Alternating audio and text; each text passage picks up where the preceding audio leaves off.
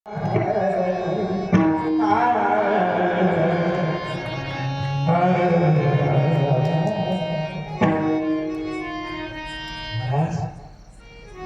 म्हणत असताना कधीतरी डोळ्याच्या पाण्याने बघून त्याच्या पाण्याचा अभिषेक करत जातो. आयुष्य फक्त लौकिकासाठी जगायचं नाही. आयुष्य फक्त नावा रूपासाठी मोठं होण्यासाठी नका जगू. तुझं क्षमा मागून बोलतो. आयुष्य फक्त दक्षिणा घेण्यासाठी जगू नका. भजन फक्त त्याच्यासाठी करू नका. कधीतरी देवासाठी गात झाली म्हणून आपली हात तरी कधीतरी ऐकली पाहिजे. बिंबीच्या देतापासून त्याला कधीतरी हात मारायला पाहिजे. ओ नमः शिवाय, ओ नमः शिवाय, ओ नमः शिवाय, ओ नमः शिवाय. हर हर भोले नमः शिवाय. अंजनी मातेच्या मुखातले शब्द राहिले. अंजनी मातेच्या मुखातले शब्द. हर हर भोले नमः शिवाय. हर हर भोले जय भोले जय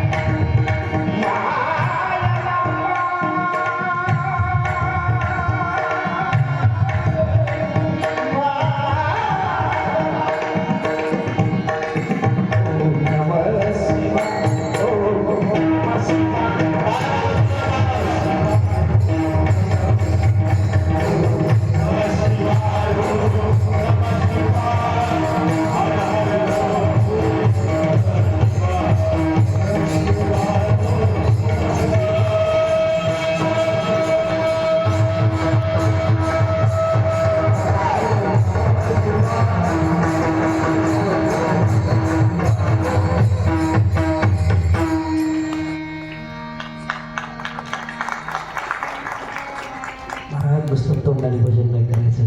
भजन हृदयाचं असलं पाहिजे. हृदयाचं आणि हृदयाची हाक त्याच्यापुढे पोचली पाहिजे. अंजनी माता ज्या ठिकाणी बसायची ना महाराज, त्या ठिकाणची जागा पाणी सोडल्यावर किती चिखल होतं महाराज. खाली पाणी सोडल्यावर चिखल होतं ना. अंजनी माता ज्या आसनावर बसायची ना महाराज, त्या ठिकाणी डोळ्याच्या पाण्याची टिपटी टिपटी टिपटी जाण्यासमोर बसलेल्या जागेवर चिखल व्हायचा. मला चिखल व्हायचा. विचार करत असेल ना, काय देवा हे माझं प्रारब्ध आहे. या तरुण वयामध्ये सगळं सोडायचं पाळी सगळं सोडून दिलं आणि या दंडकारण्यामध्ये येऊन बसले. आंबे म्हणतात तुझं भजन करण्याची पाळी माझ्यावर आहे. महाराज बेंबीच्या देतापासून मारलेली हाक देवापर्यंत पोचते. माझा जगाचा मायबाप म्हणून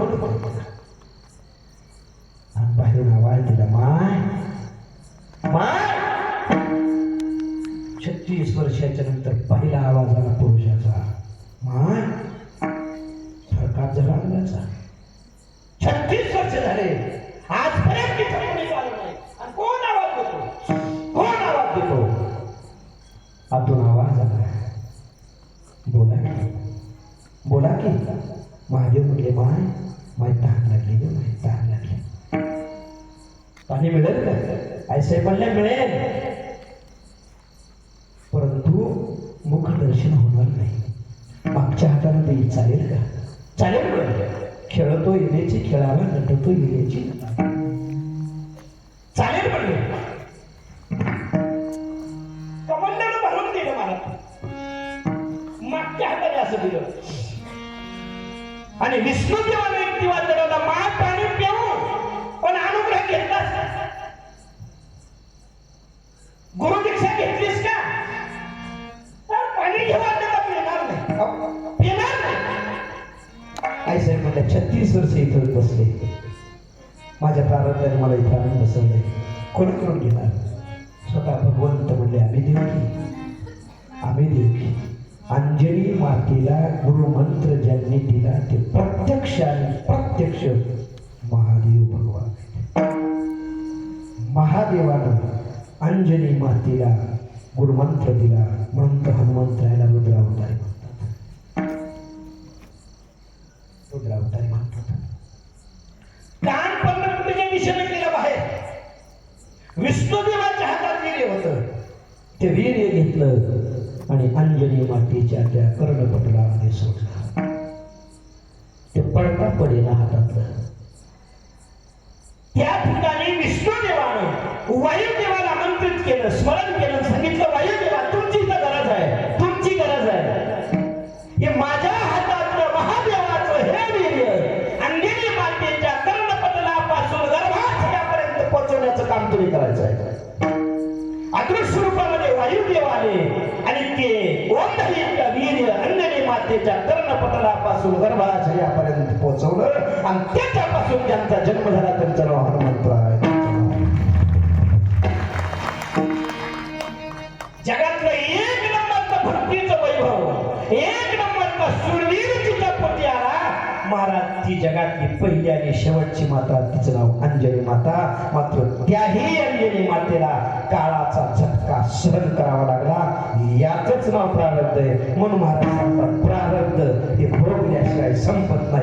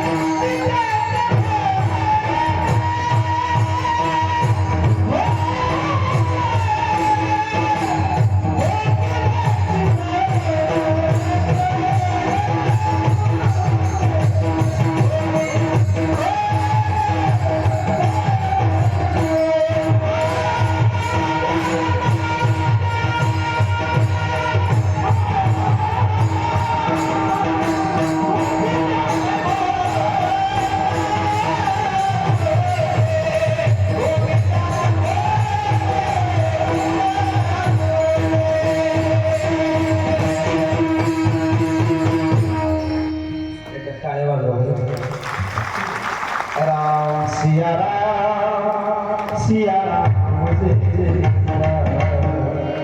राम सिया राम जय जय बघा ना अंजनी मातेला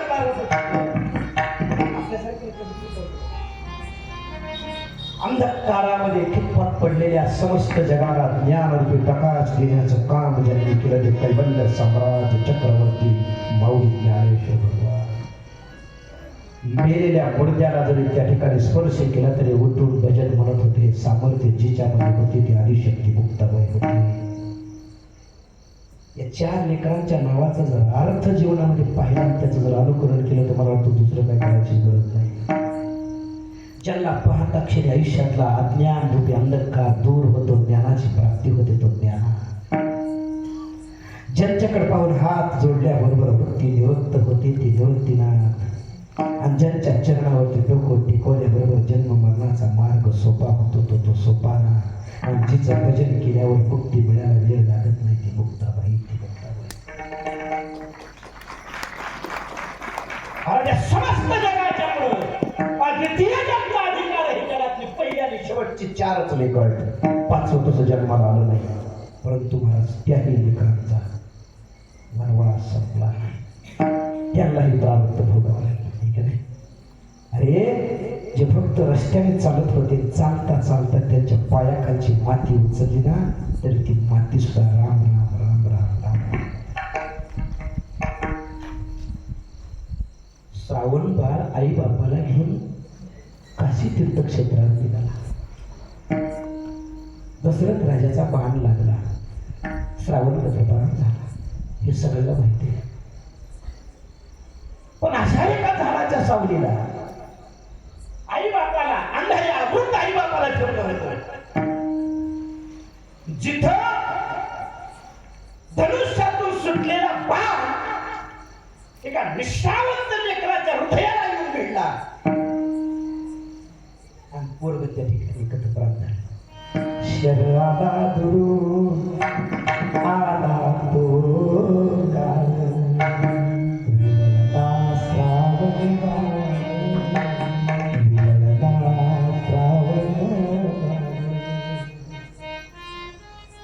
असं नको रे पुढे जायला. महाराज आयुष्यभर देव सत्यबाई बाबाची सेवा केली. त्याच श्रावण बाळाला देवाच्या पापाचा बाण लागला. महाराजाचं नाव प्रारंभ कमंडलू बाजूला पडले गेला.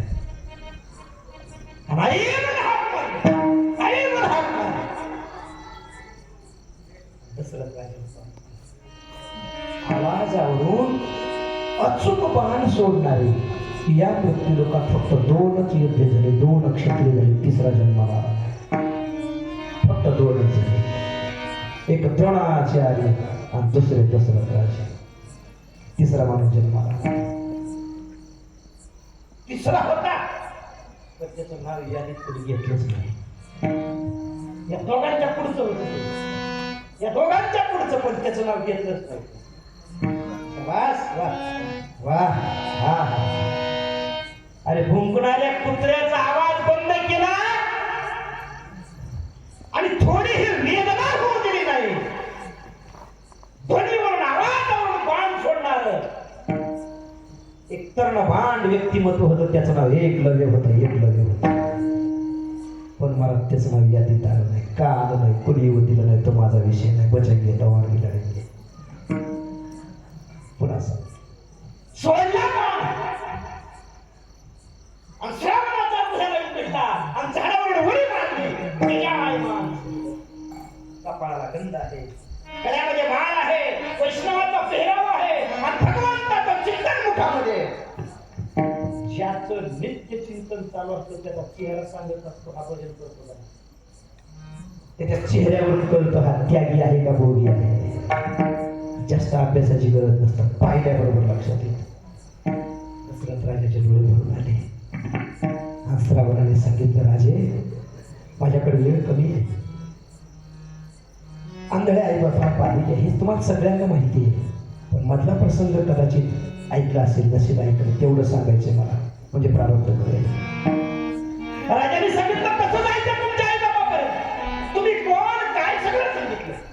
सांगत नाही तुमच्याकडे, आपल्याकडे तितका वेळ आहे.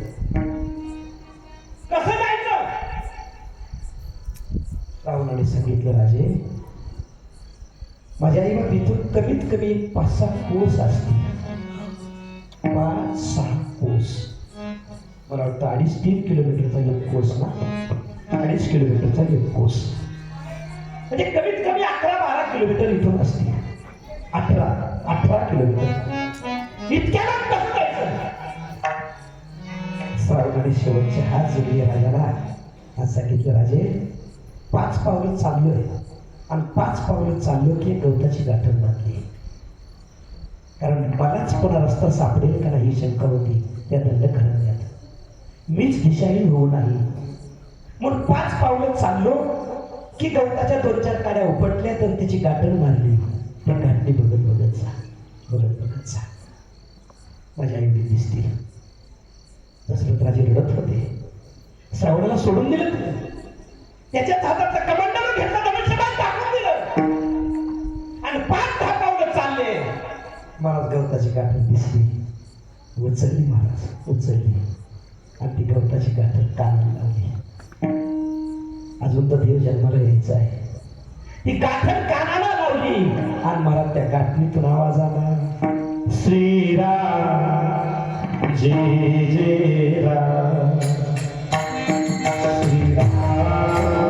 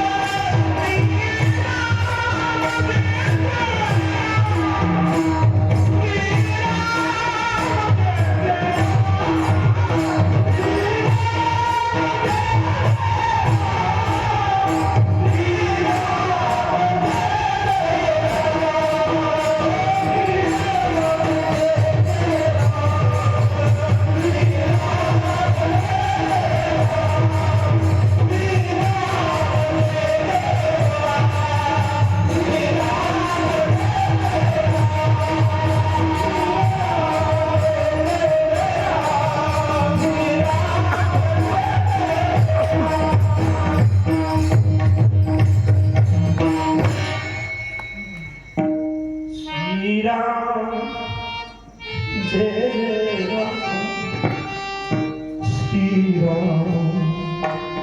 जय जय जय महाराज. एखादी सासूरवाशी सून जशी रडते ना त्याप्रमाणे त्या दंडक अरण्यात देवाचा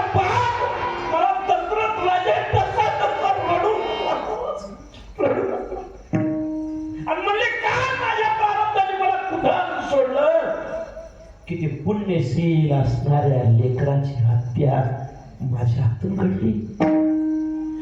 ज्या लेकराच्या हाताचा स्पर्श गवताच्या काडीला लागला, ती गवताची काडी जर राम राम राम म्हणते तर त्या लेकराचा काय अधिकार असेल महाराज, काय अधिकार असेल. आपलं आयुष्य गेलं कीर्तन करता करता.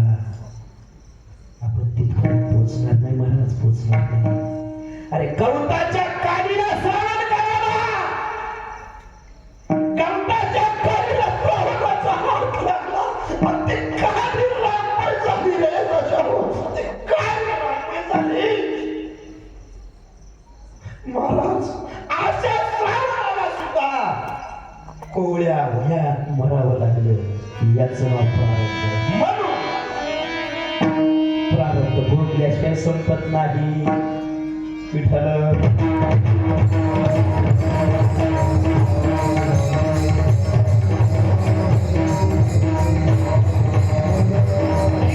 प्रारब्ध क्रियामान संचिताचा भोग.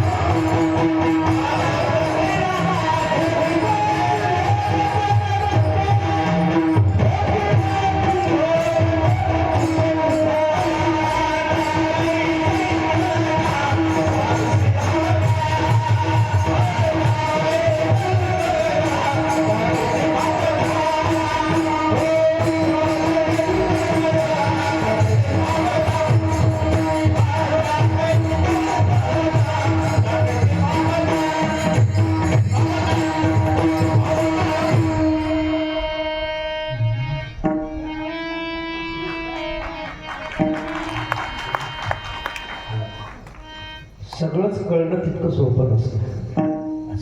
प्रारब्ध क्रियामान संचिताचा भोग.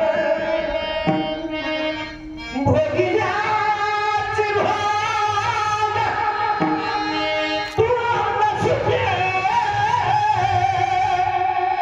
भोगियाचे भोग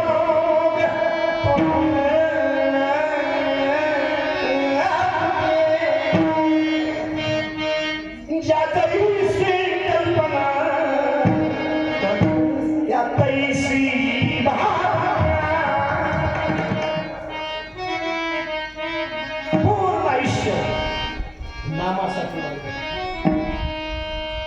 कधीतरी आपण आपल्या मनाला एकांत प्रश्न विचारित जावा. आपल्या मनाला आपण प्रश्न विचारित जावा, आतापर्यंतच्या आयुष्यामधलं किती आयुष्य देवासाठी अर्पण केलं. काय उत्तर दिलं आपल्या मन आपल्याला.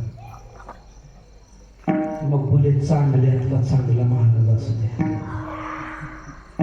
चांगल्यातला चांगला भजने असू द्या. तुमच्या भाषेत सांगायचं झालं तर चांगल्यातला चांगला गाणारा असू द्या. का कळलं इथं कोणाला?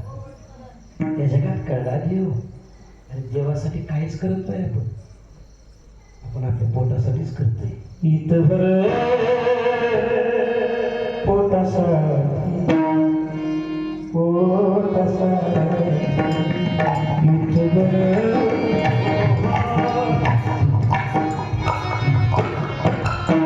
पोटासाठी, पोटासाठी पहा किती रसियाता वाटी, किती रसियाता.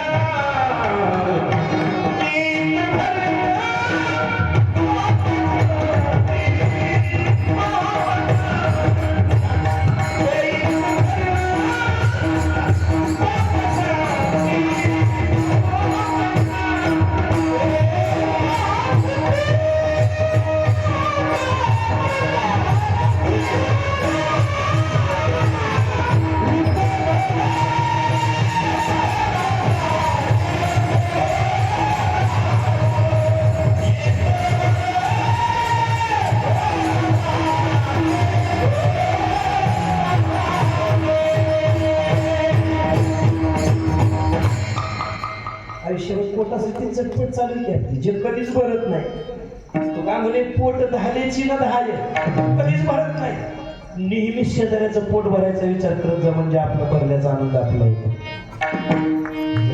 आपण आपल्या पोटासाठीच आयुष्य झिजवतोय देवासाठी किती आयुष्य आपलं मन उत्तर दिलं अजिबात नाही आणि महाराजांनी तर देवासाठी सगळ्याचाच त्याग केला देवासाठी सगळ्याचा त्याग केला एक टोकाचं प्रमाण आहे बघा आता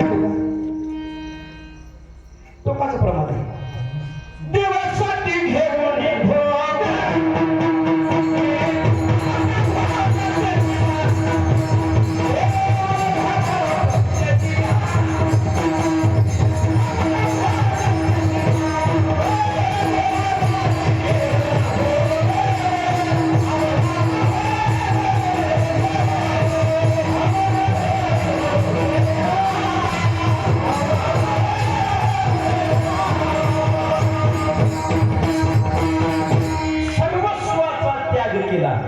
हात टोकाचा भोग आहे त्याग आहे देवासाठी घेऊन जोड अवघा भोग त्याजीला महाराज शक्य नाही पण माझ्या तुकाराम महाराजांनी शक्य करून दाखवलं एवढं त्या ठिकाणी निष्ठेने शुद्ध सात्विक भावाने परमात्म्याशी एकरूप झाले परंतु त्याही माझ्या महाराजांना प्रारब्ध चुकले नाही म्हणून प्रारब्ध क्रिया संचिताचा भोग भोगिल्याची भोग तोन सुटे पार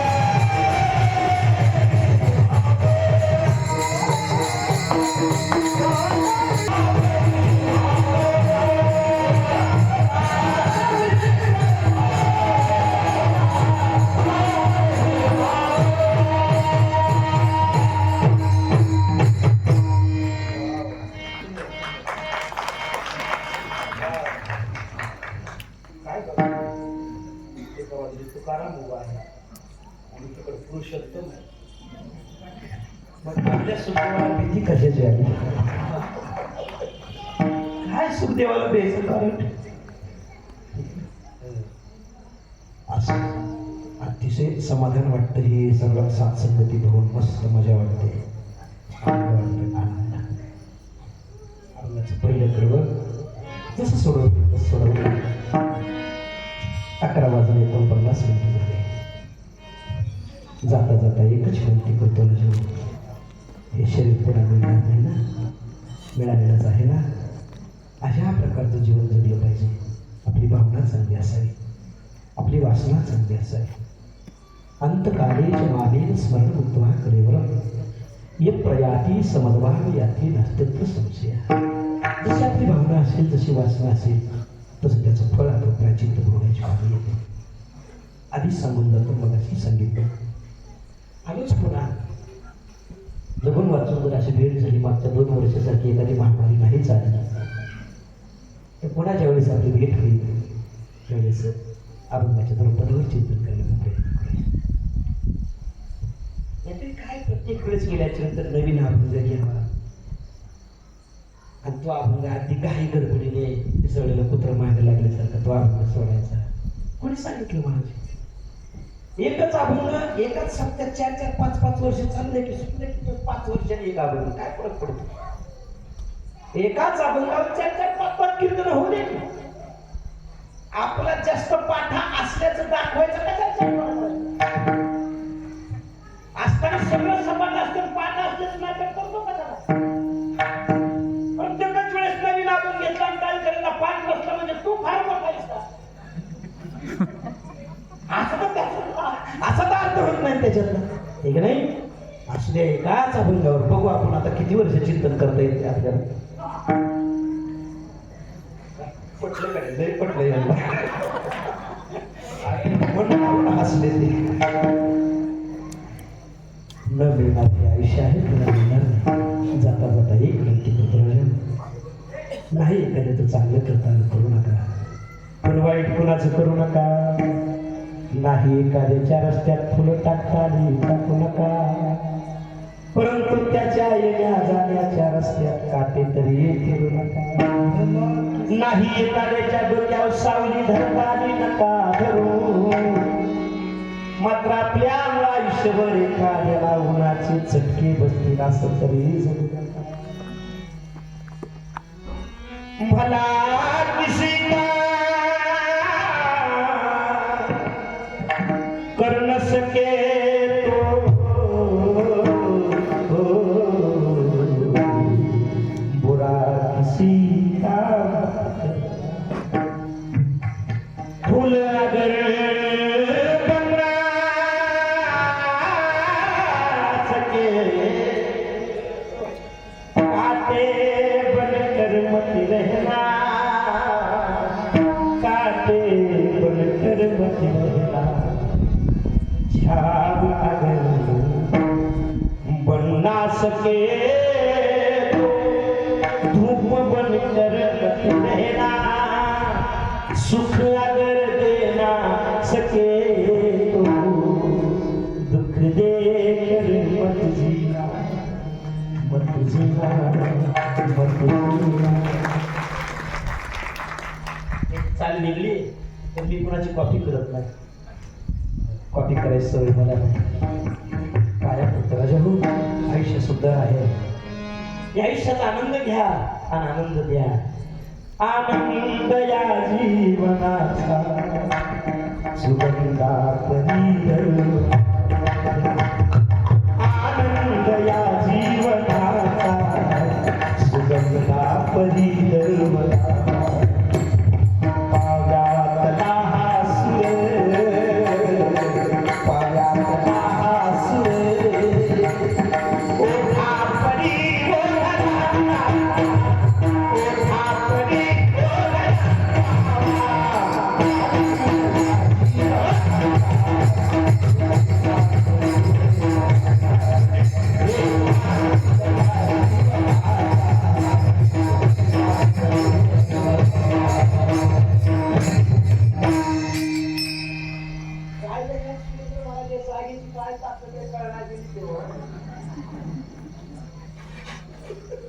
अरे महाराजाला शील येणार दिला की हो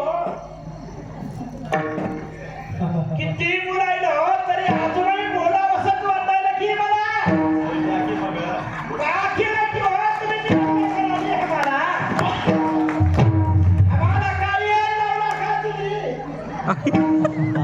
का झालं कोण झाले की कळणार गेलं हो मला कळणार गेलं आता तुम्ही आम्ही एक झालं बघा आता एक आता भेदभाव राहिला नाही बघा आनंद वाटतोय परत असं 11 वाजले घड्याळ आपल्याला परवानगी देत नाही आपण थोडंसं अतिक्रमण केलं नियम आहे थोडंसं सांभाळलंही पाहिजे पहिल्याच कडव्यावर बोलायचा प्रयत्न केला नाही करवली तशी केली कटकट वाकडी खाली घेऊन झाली एरवी तरी मी मूर्खो धरी झाला असे विवेक हे सत्य कृपाली पकू सोजू असे बोली गेली कोणी वेळी वाकडी तरी कराक्षणा पराग महाराज तुम्ही सिद्ध तुम्ही सगळे माझे मायबाप एक आहुनी पडलेले सगळे हे गुणवान मंडळी पुरुषोत्तम बाबा मदंगाचा अतिशय सुंदर वर्ग अतिशय सुंदर मदंग वाजवला अतिशय सुंदर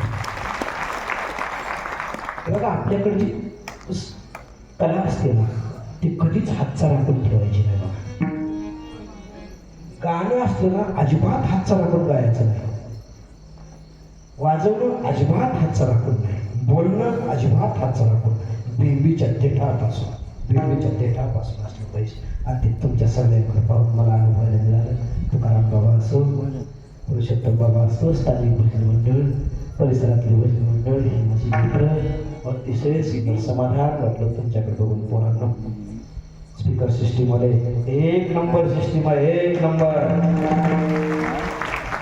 मला कसा जाम झालाय फार जाम झालाय पण या स्पीकरने तुम्हाला जाणून दिलं नाही ही करामत स्पीकरवाल्याची हे सगळे गाणारे मंडळी मदंगाचार्य स्पीकर सिस्टीमवाले आमचे स्वराची साथ देणारे हार्मोनियम वादक हे सगळ्यांसाठी एकदा टाळ्या वाजवा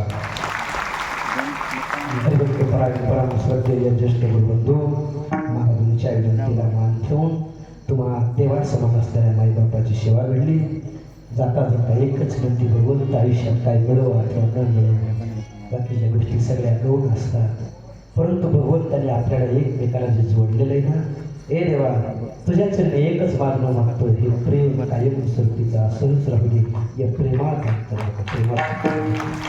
शेवटी भगवंताकडे आशा व्यक्त करूया आणि ही सेवा कैवल्य साम्राज्य चक्रवर्ती माऊली ज्ञानेश्वर भगवान वैराग्य जगद्गुरु तुकाराम महाराजांच्या चरणी आणि तुम्हा माईबापाच्या चरणी अर्पण करून माऊलींचं भजन घेऊया ज्ञानेश्वर माऊली